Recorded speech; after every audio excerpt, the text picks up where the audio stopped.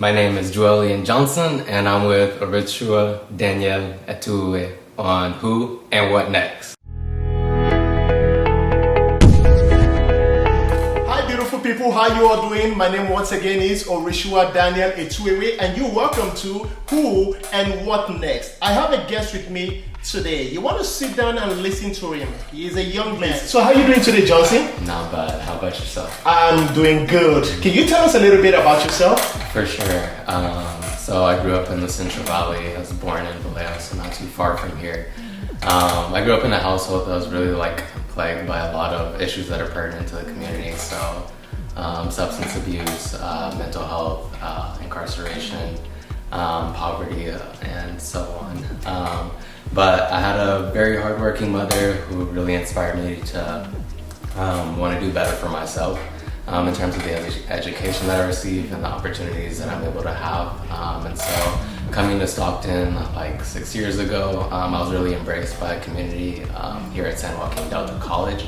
I was able to get into a lot of student leadership opportunities, as well as community events with some of the elected officials. So being able to have some type of positive influence with some of the organizations here. And then since then, I've also been able to get myself to UC Berkeley to finish up my studies in political science and African American studies. Awesome.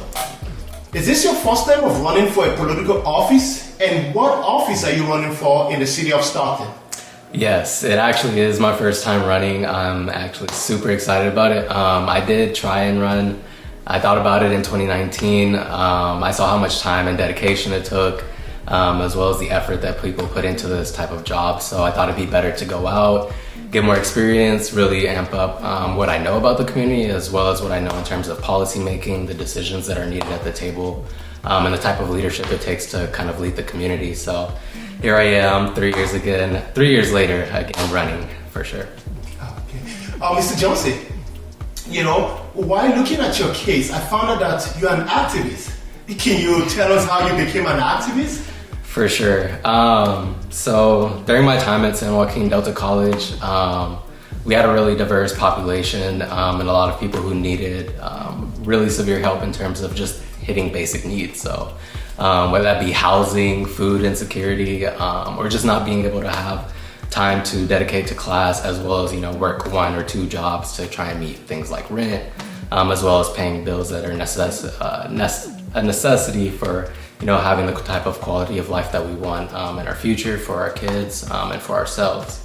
And so during that time, I was actually able to have the opportunity to intern for former Mayor Michael Tubbs, doing a lot of policy research, as well as kind of working with some of our leaders around to shape policies, things that are helping for COVID distribution, as well as some of our public safety utilities that we needed.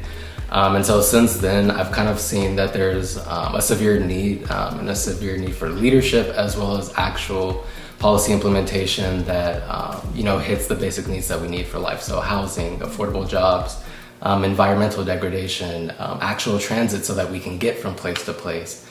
Things like that are needed, right now. And so I have the close proximity, being on the south side on the first block that was redlined in the city historically. And so being able to see the trauma that we have that's concentrated on one side of the city, it's kind of led me to take more of an active role in the community and help with the organizations as well as the people around me, for sure. Mr. Johnson, in January of 2020, U.S. News and World Report named Stockton, California, the most racially and ethnically diverse big city in the United States. As an American, do you see that as a challenge? Not at all. Not. It's actually a positive, and it contributes a lot to our community in a multitude of ways, being culturally diverse. Starting with historically, I think a lot of people now, in our generation, at least on mine, we don't get to learn about where we historically came from. And so Stockton, you get to see people who are immigrating in the wave of the 50s, in the wave of the 20s, getting health jobs, being in agriculture, and really dominating in fields that we needed to really keep our economy going, as well as keep the community safe, as well as providing jobs, and also providing things that we have, like our food. So simple, basic needs that we've had. People from all around the world have been able to contribute, and that's why our port is really huge as well.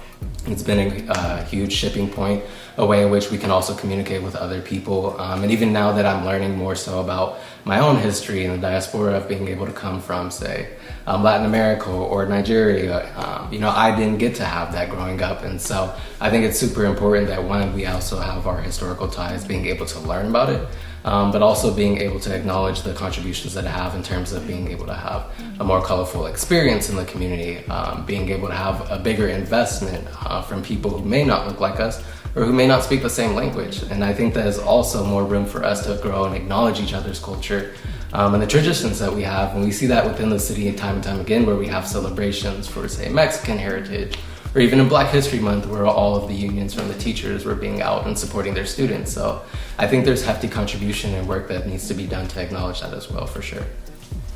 Hey friends, I'm sure you enjoyed our discussion. You heard from the young man here, very ambitious. Thank you for coming on the show. And if you're yet to subscribe on our channel, please do, just hit the red button. So is there any other thing you want to, let the viewers know about yourself? For sure. Well, as for starters, I just wanted to appreciate, thank you for having me.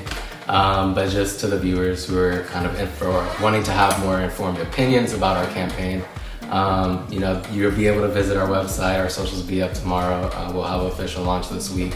But also even just as a preview of some of the things that we're hoping for our most disadvantaged pieces of the community.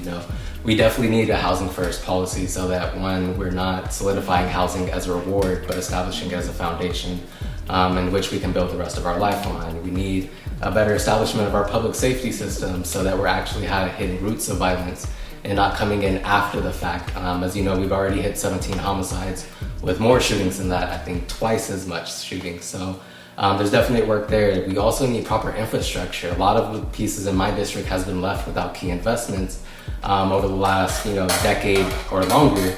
And so we have a lot of dilapidated buildings that aren't being used specifically for like our youth. Our youth center is closed down. The old police building is shut down. We can turn these things into something that's very productive for the community.